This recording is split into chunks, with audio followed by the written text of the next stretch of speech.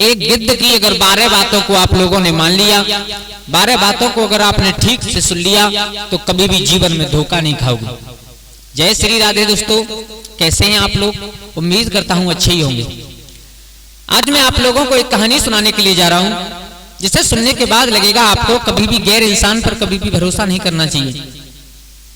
दोस्तों, कहानी शुरू करने से पहले आप लोगों से मेरा करवत्र निवेदन है कि अगर आप हमारे चैनल पर नए दर्शक बंधु बन करके आए हैं तो हमारे चैनल को सब्सक्राइब कर लीजिएगा और कमेंट में जरूर बताएं कैसी कहानी लगती है आपको हमारी।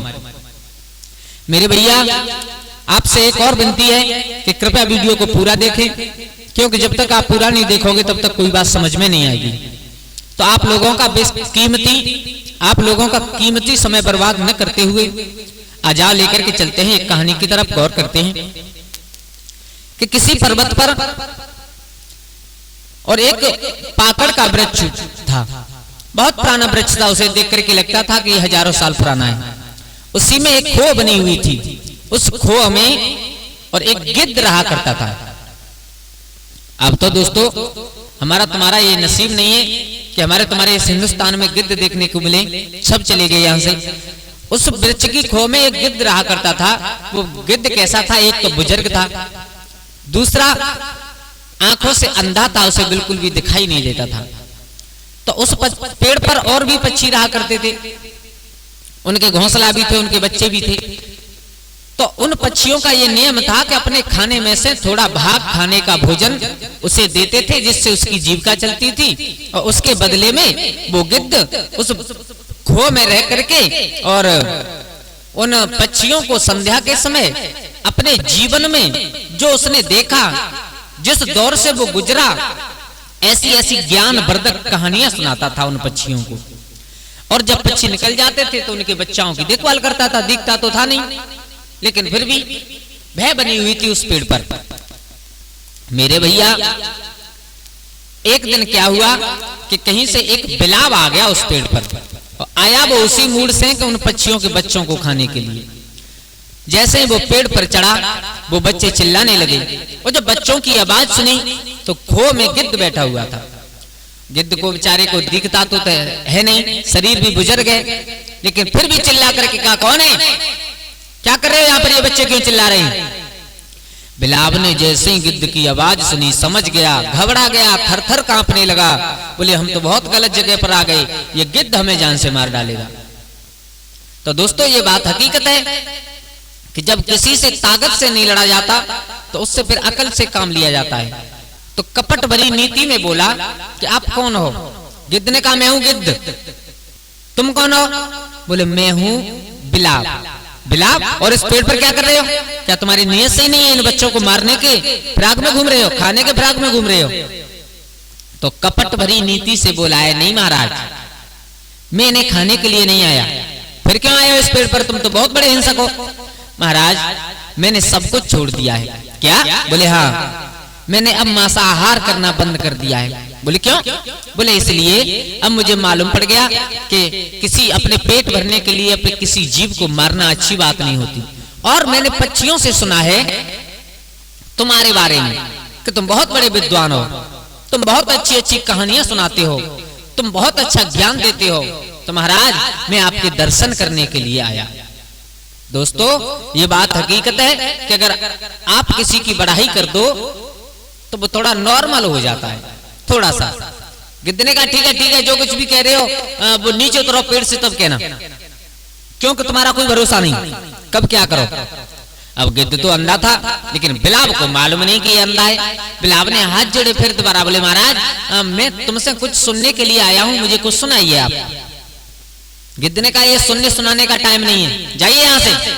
लेकिन बार बार जब विनय की, बिलाव कह रहा है, महाराज, मैंने किसी जीव को मारना छोड़ दिया है, अपना पेट भर लेता हूं जैसे तैसे, और रोजाना गंगा स्नान करता हूं। गंगा स्नान करने के बाद में अच्छे अच्छे विद्वानों के पास में बैठता हूं, और आज मेरा बड़ा धन्य भाग्य है जो मुझे आपके दर्शन हो गए। गिद्ध ने विचार किया, बोले, इसकी बातें तो अच्छी लग रही हैं।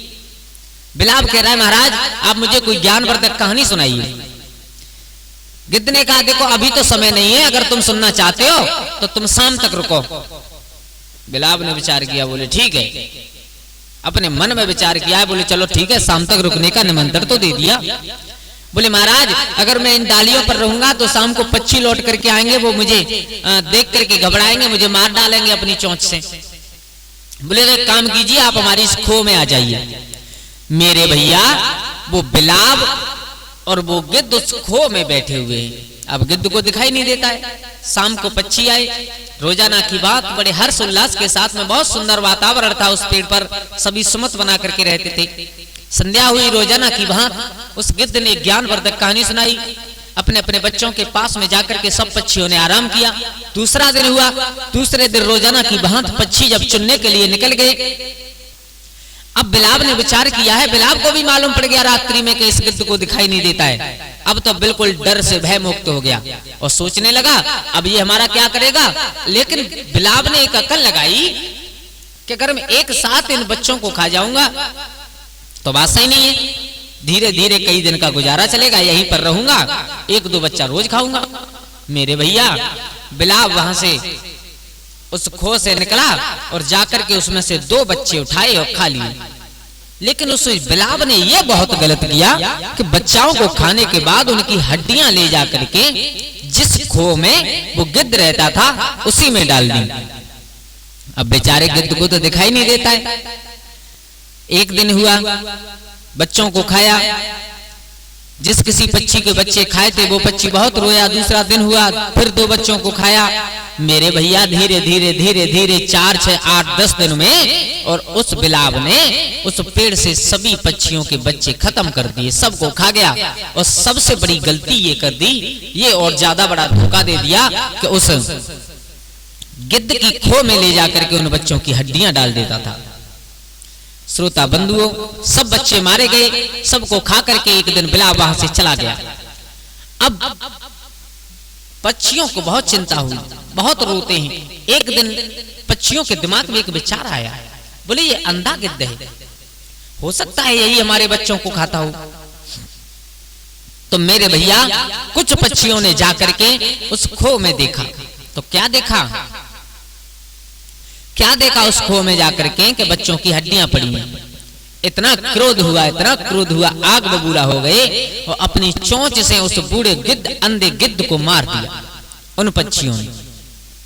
मेरे भैया कभी भी किसी बुरे आदमी को अपने साथ में नहीं रखना चाहिए। इस कहानी से हमें केवल यही सीख मिलती है कि वो बेचारा गिद्ध निर्दोष मारा गया, जो दोषी था वो बचकर के निकल गया। तो कभी भी किसी बुरे इंसान को अपने पास में नहीं रखना चाहिए, उनके पास में बैठना उठना नहीं चाहिए, क्योंकि उसके बुरे कर्म किसी दिन हमको भुगतने पड़ेंगे। दोस्तों, कैसी लगी आप लोगों को हमारी ये कहानी? अगर अच्छी लगी हो तो प्लीज हमारे चैनल को सब्सक्राइब कर लीजिए और हमारे चैनल पर नए दर्शक बंधु बन करके आए हैं तो लाइक और कमेंट में जरूर बताएं। हो सके तो अपने मित्रों और अपने परिवार के साथ में शेयर करें। आज के लिए दोस्तों बस इतना ही। कल फिर मिलते हैं किसी एक नई चर्चा, किसी एक नई कहानी के साथ। तब तक के लिए सभी लोग आनंदित रहिए, खुश रहिए। जय श्री राधे, जय श्री राम दोस्तों।